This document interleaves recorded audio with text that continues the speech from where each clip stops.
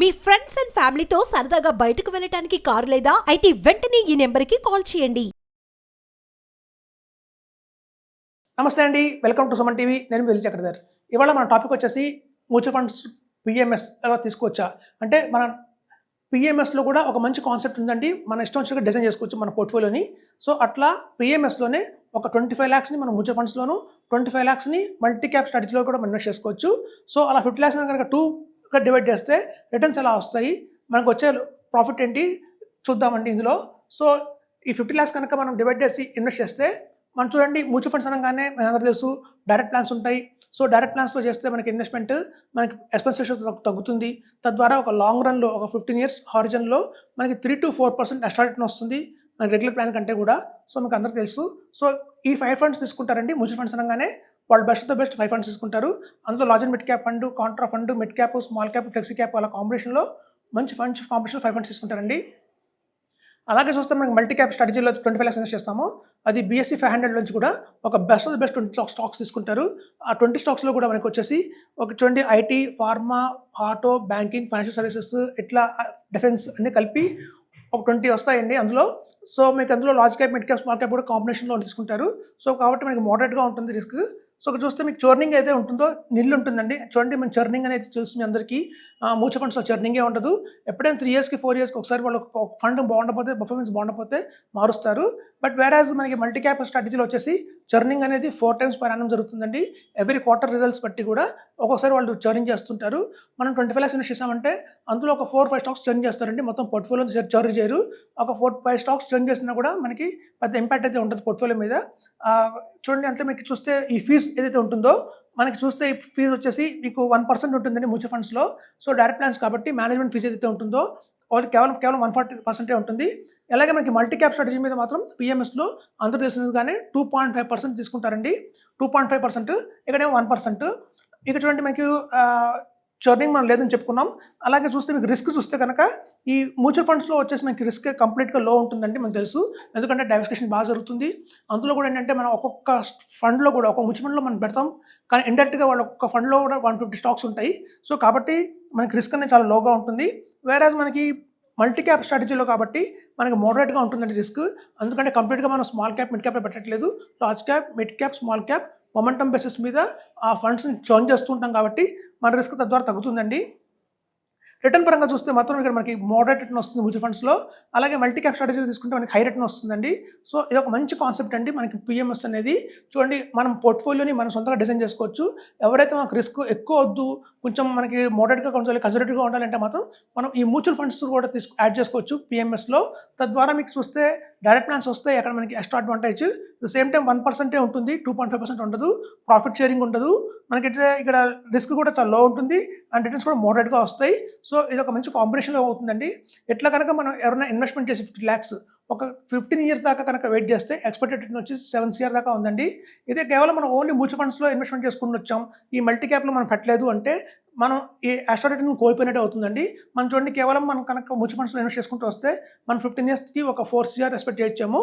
But whereas మనం కనుక ఇట్లాంటి మ్యూచువల్ ఫండ్స్కి ఎక్స్ట్రాగా యాడ్ చేస్తున్నాం కాబట్టి ఈ మల్టీ క్యాప్ స్ట్రాటజీ అనేది ప్యూర్గా స్టాక్స్ అనేది యాడ్ చేస్తున్నాం కాబట్టి అందులో కూడా మీకు వచ్చేసి large cap, mid cap, small cap cover అయినాయి.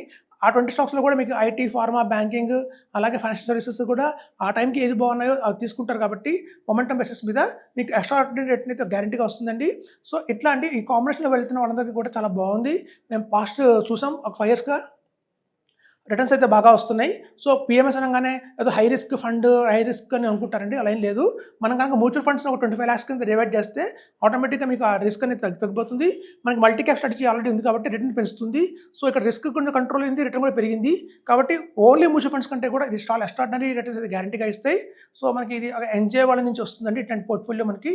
సో మీకు ఈ పిఎంఎస్ అనేది ఎన్జే పిఎంఎస్ దొరుకుతుంది. So multi cap combination with mutual funds. So only mutual funds invest చేయకుండా మనం మల్టీ క్యాప్ కనుక యాడ్ చేస్తే ఒక స్టాక్స్ని యాడ్ చేస్తే 20 స్టాక్స్ బెస్ట్ యాడ్ చేస్తే తద్వారా ఏకంగా మనం 3 crores ఎక్స్ట్రా రిటర్న్ అయితే వచ్చిందండి. సో అది మనం చెప్పుకుంటున్నాం. ఇందులో ట్యాక్స్ పరంగా చూసినా కూడా చాలా కన్జర్వేటివ్గా ఉంటుంది. ఎందుకంటే మ్యూచువల్ ఫండ్స్ మీద ట్యాక్స్ మీకు తెలుసు ఎట్లాగో.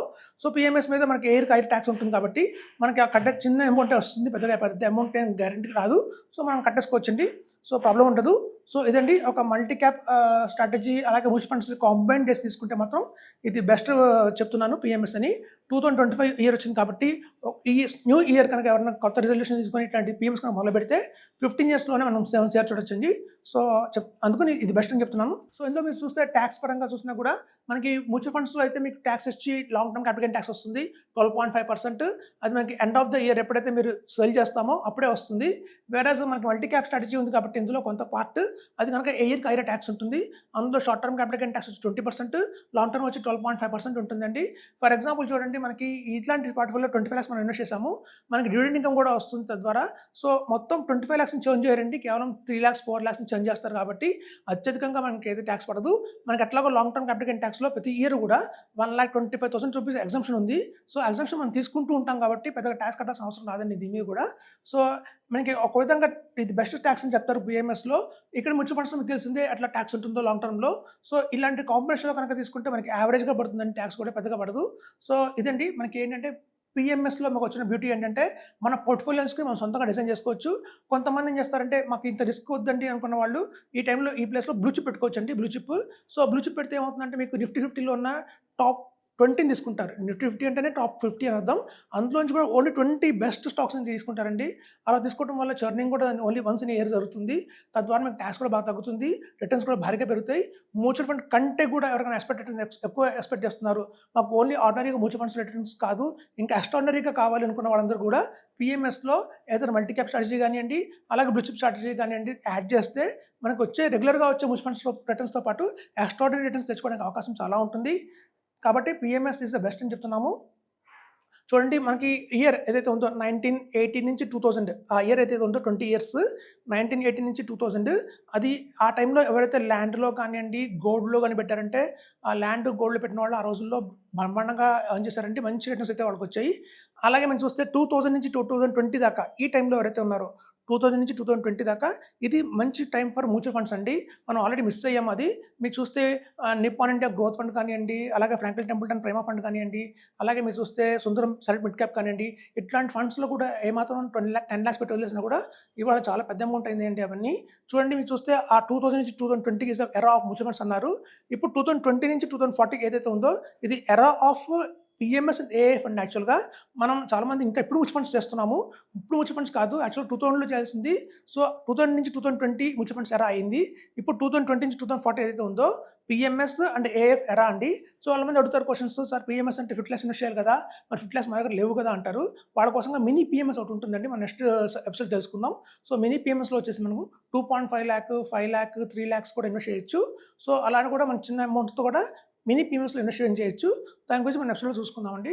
Thank you.